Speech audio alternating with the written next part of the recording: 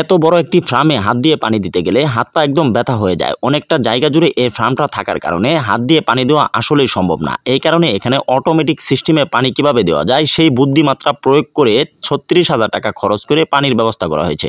এই মই দিয়েই উপরে ওঠা হয়। ডামে যদি কোনো সমস্যা হয়ে যায়, ময়লা জমে যায়, তখন এই ডাম পরিষ্কার করার জন্য উপরে ওঠার ব্যবস্থা করেছে এই মই দিয়ে। ফার্মের উপরে যে পার্টিশনটা রয়েছে সেটা হচ্ছে বাঁশের তৈরি মাচা। এই মাচা পদ্ধতি অবলম্বন করা হয়েছে একমাত্র মাছের জন্য। মাচার ফাঁকা জায়গা দিয়ে পানি দেখা যাচ্ছে, সাথে রয়েছে মাছ। অসংখ্য পাঙ্কাশ মাছ রয়েছে এই পুকুরটাতে। এত পরিমাণের পাঙ্কাশ মাছ, কারণ এই পাঙ্কাশ মাছের খাদ্য ব্যবহার করা হয় না, এই কারণে বেশি করে পাঙ্কাশ মাছ চাষ করা হয়েছে এখানে। মুরগির খাদ্যগুলো এই ফাঁকা জায়গা দিয়ে দেওয়া হয়। উপরে আবার পাইপ রয়েছে, আপনারা চাইলে সেই পাইপের উপর দিয়েও দিতে পারেন। দেখেন মুরগিগুলো কত সুন্দর দেখা যাচ্ছে, একদম অল্প দিনের বাচ্চা, এত তাড়াতাড়ি বড় হয়ে যাচ্ছে। খুব অল্প সময়ের মধ্যে বাচ্চাগুলো বড় হয়ে যাওয়ার একটা কারণ আছে, কারণ ফার্মের ভিতরে পর্যাপ্ত পরিমাণের আলো বাতাস ঢুকতে পারে। উপরে ব্যবহার করা হয়েছে টিন, চতুর্পাশ দিয়ে প্লাস্টিকের নেট ব্যবহার করা হয়েছে। ভিতরে রেখে দিয়েছেন কারেন্টের লাইন, যেন কখনো বিদ্যুতের সংকট না দেখা দেয়, বিদ্যুতের সমস্যা না হয়। এই প্লাস্টিকের পাইপ দিয়ে একসময় পানি দিতেন, এখন আর এই প্লাস্টিকের পাইপ হাত দিয়ে ধরতে হয় না, কারণ এখানে আধুনিক প্রযুক্তি ব্যবহার করছেন। মুরগিগুলো পানির পাত্রতে মুখ ছোঁয়াতে গেলেই তখনই অটোমেটিকভাবে পানি চলে আসবে।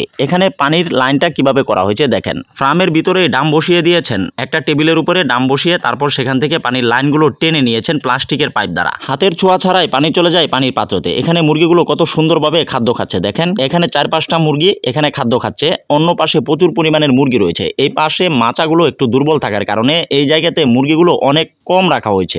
অপর পাশে অনেক বেশি মুরগি রাখা হয়েছে, কারণ সেখানে মাচাগুলো অনেক শক্তিশালী এবং মজবুত থাকার কারণে সেই স্থানে মুরগিগুলো বেশি রাখা হয়েছে। এই পাশে মুরগিগুলো কম রাখা হয়েছে। মাচার উপর ব্যবহার করা হয়েছে প্লাস্টিকের জাল, যেন মুরগির পাগুলো ফাঁক দিয়ে ভিতরে না চলে যায়। মুরগির পাগুলো ফাঁকা জায়গা দিয়ে ভিতরে চলে গেলে পাগুলো ভেঙে যেতে পারে এবং কি কেটে যেতে পারে, এই কারণে এই জালগুলো ব্যবহার করা হয়েছে। পানি দেওয়ার আধুনিক পাত্রগুলো একটু ঝুলিয়ে রাখা হয়েছে, যেন মুরগিগুলো পানি খেতে না কষ্ট হয়। পাত্রের উপর অংশ দেওয়া হয়েছে প্লাস্টিকের লত পাইপ, সেই লত পাইপ দিয়ে পানি চলে আসে যখনই মুরগি পানি খাওয়ার জন্য পানির পাত্রতে মুখ ছোঁয়ায়। অনেক সুন্দর একটা সিস্টেম দেখতে পেলাম। এখন যেহেতু গরমের দিন, এই কারণে এখানে এনার্জি বাল্ব ব্যবহার করা হচ্ছে। শীতের দিনে ব্যবহার করা হয় লাল লাইট, 100 পাওয়ারি 200 পাওয়ারি লাইট ব্যবহার করা হয়। পানির পাত্রগুলো থেকে কত সুন্দর করে মুরগিগুলো পানি খাচ্ছে। এই পাশে রেখে দেওয়া হয়েছে বাউল এবং বালতি, এগুলোতে করে খাদ্য দেওয়া হয় ফার্মের ভিতরে। খাদ্য দেওয়া শেষ হলে বস্তাগুলো এভাবেই রেখে দেন। বাহিরের অংশ দেখেন কত সুন্দরভাবে মাছগুলো ওয়াশ পারছে, যেহেতু পাঙ্কাশ মাছ চাষ করলে পানির রংটা প্রচুর পরিমাণে নোংরা হয়ে যায়। উপরে যেহেতু ফার্ম দেওয়া রয়েছে, মুরগির মল ত্যাগ করার কারণেও পানিটা আরো বেশি দূষিত হয়ে গিয়েছে।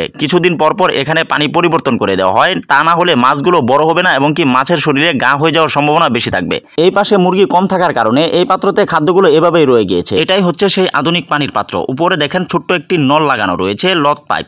এখানে অসংখ্য মুরগি রয়েছে। এক পাশে যেহেতু মাচা দুর্বল, সেখানে মুরগিগুলো কম রাখা হয়েছে। এই পাশে মাচাগুলো একটু নতুন থাকার কারণে প্রচুর পরিমাণের মুরগি রয়েছে।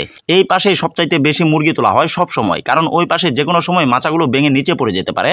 এই কারণেই নতুন করে আবার এখানে মাচা করা হয়েছে।